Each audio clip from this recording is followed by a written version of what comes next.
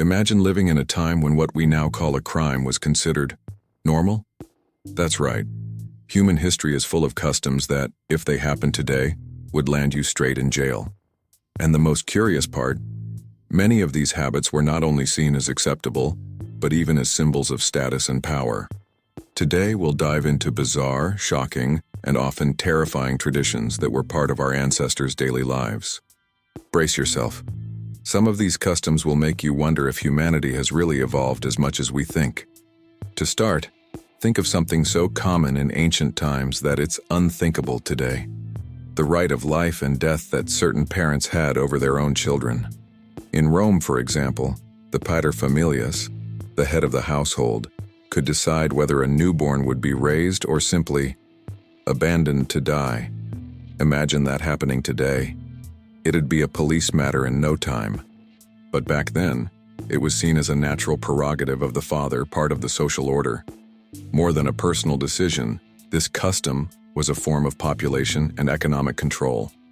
Weak, sick, or simply unwanted girls could be discarded without much questioning. Cruel? Absolutely. But to the Romans, it was just part of life. And that's just the beginning. The ancient world is full of practices that, if applied today, would make police headlines and turn into true crime documentaries. Want to know the next one? Buckle up, because now we're talking about a tradition that involves blood. If I told you there was a people who turned drinking blood into a social ritual, would you believe it? Well, that was the reality for some warrior cultures in antiquity. And before you think of vampires, we're talking about flesh and blood humans. Among certain nomadic peoples of Central Asia, for instance, it was customary to drink fresh horse blood during long journeys. The reason? Survival. When food was scarce, warriors would make small cuts in their animals and drink their blood, keeping them alive to continue the journey. Imagine someone doing that today. It'd be considered animal cruelty, an environmental crime, and would likely make sensationalist headlines. But the most shocking part is that, in other contexts, blood wasn't just a necessity, it was a symbol of power. Among the Aztecs, drinking the blood of sacrificed victims was seen as a way to absorb their life force. Think about it. While today such an act would be investigated as a brutal homicide, back then it was considered a religious honor. And there's more. Even in Rome, some believed that drinking the blood of fallen gladiators could cure diseases like epilepsy. It sounds like a horror movie scene, but it was an alternative medical practice in the ancient world. Now picture this. A packed stadium, a gladiator falls, and part of the crowd rushes to drink his blood. Today, that'd mean immediate arrest. Back then, it was seen as a miraculous remedy. If you think that's the peak of bizarre, wait until you hear about the next practice, which involves corpses at banquets. Now brace yourself, because this one feels straight out of a horror movie. Did you know that in certain eras, eating parts of human corpses was considered medicine?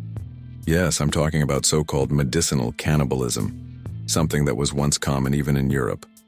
During the Middle Ages and up to the 17th century, it was believed that consuming human bones, blood, or even fat could cure diseases. Imagine this. You go to a pharmacy back then, and instead of aspirin, the pharmacist offers you powder made from ground human skulls. Sounds unbelievable, but it was an accepted practice among doctors and even recommended by some of the most respected scholars of the time. And don't think this was limited to the common folk. Kings and nobles also took part in these macabre banquets. The fresh blood of recently executed prisoners was drunk as a revitalizing tonic. Can you imagine? Today, that'd be classified as a heinous crime, worthy of an international trial. The most curious part is that the justification for this practice came from the scientific logic of the time. It was believed that the vitality and strength of the victim could be transferred to whoever consumed their remains. In other words, it was like trying to steal someone else's life energy. Of course, looking through today's lens, the idea sounds absurd and criminal. But for those societies, it was advanced medicine. It's as if, centuries from now, people looked back at our modern treatments and found them equally strange. If you're already creeped out, hold on tight. The next custom involves weddings, but in a way you won't believe. When we talk about weddings, we think of parties, music, rings, and a happy ending. But in some ancient cultures, that happily ever after could start in a way that was anything but romantic and completely criminal by today's standards. I'm talking about bride kidnapping. In various ancient peoples and even in rural areas during the Middle Ages, it was common for a marriage to begin with an abduction. Literally, the groom would invade a neighboring village, take a woman by force, and voila, a couple was formed. Imagine that happening now. It'd be a police case, an investigation, an international scandal. The strangest part is that, in many places, this practice wasn't considered a crime, but rather a rite of the man, or even a rite of passage. For some societies, the idea was to prove the groom's courage. If he was capable of kidnapping his future wife, it showed he'd be a good protector for the family. And here's more. In some cultures, the families themselves accepted the kidnapping as part of the ritual. There were even celebrations after the abduction, as if nothing had happened. It's surreal to think about today, isn't it? Curiously, some of these traditions persisted over time. There are records of marriage by abduction occurring as late as the 20th century in isolated regions of Asia and Eastern Europe. Something that, in the current century, has already been denounced as a human rights violation. Now think about this. If a marriage could start with a crime, imagine what the rules were for ending a life. That's right. The next part will show you a custom involving public executions worthy of a spectacle. Imagine walking into a town square and finding thousands of people gathered, not to watch a concert or a game, but to see someone being executed.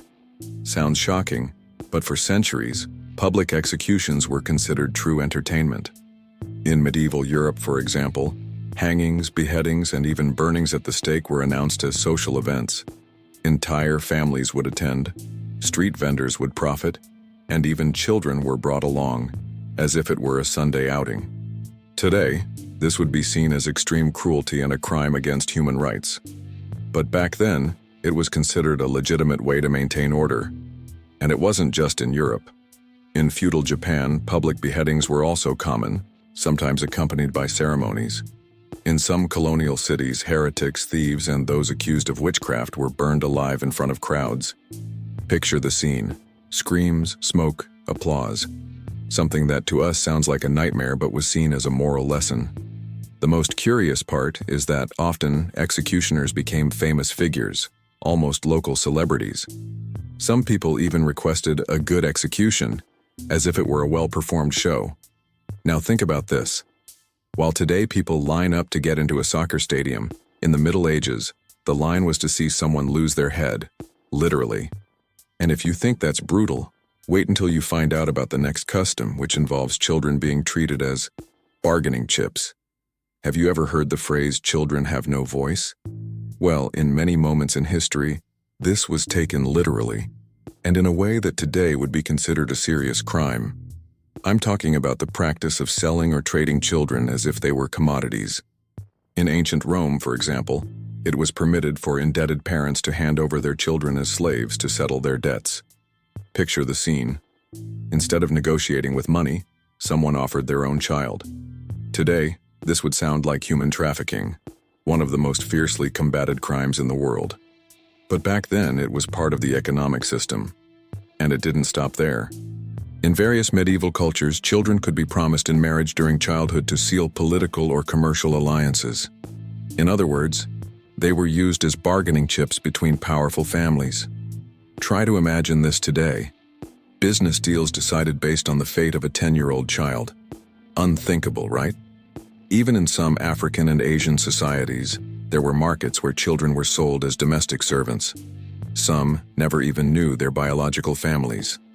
And the most shocking part, in many cases this practice wasn't hidden but done openly with the community's approval. Now pause and think. If even the most vulnerable were treated as commodities, what happened to prisoners of war? That's where another brutal custom comes in, slavery as both spectacle and business. When we think of prisoners of war, images of trials or imprisonment come to mind. But in the past, their fate was far different, and, by today's standards, utterly criminal. I'm talking about slavery as spectacle and commerce. In ancient Greece and Rome, defeating an enemy didn't just mean winning a battle. It meant capturing men, women, and children, to turn them into property, and more. Many of these prisoners were forced to fight to the death in arenas like the famous gladiators. Imagine it, people being bought, trained, and displayed as entertainment while crowds cheered. Today, that would be considered slavery, torture, and murder, all at once. And don't think this was an isolated practice. Peoples across different continents also kept prisoners of war as slaves. In some cultures, they were offered as diplomatic gifts. In others, they served as currency in marriages or treaties. It was, literally, turning human lives into bargaining chips. The most striking thing is how normalized this was. For the Romans, for instance, slavery was a pillar of the economy.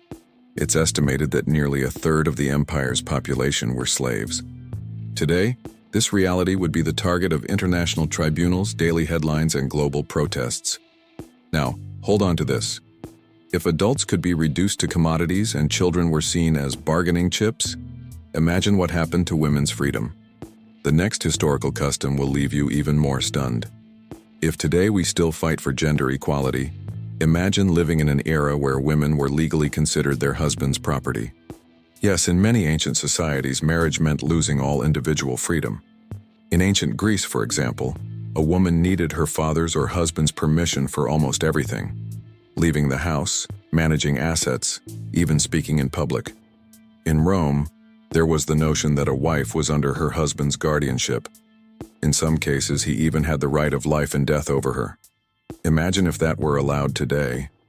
It would be a blatant case of femicide, with global repercussions. In the Middle Ages, the situation wasn't much different. In various European regions, women were forcibly married, often as teenagers, and had little control over their fate. Not infrequently, they were treated as part of the dowry, almost like an item included in the negotiation. And the most absurd part, even domestic violence was accepted as a legal practice. In some legal codes, a husband could discipline his wife physically as long as he didn't kill her.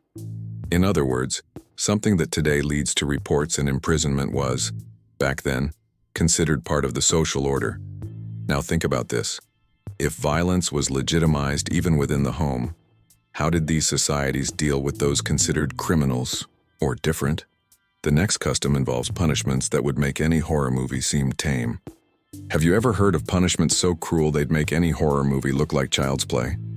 For centuries, brutal torture practices were not only permitted, but institutionalized.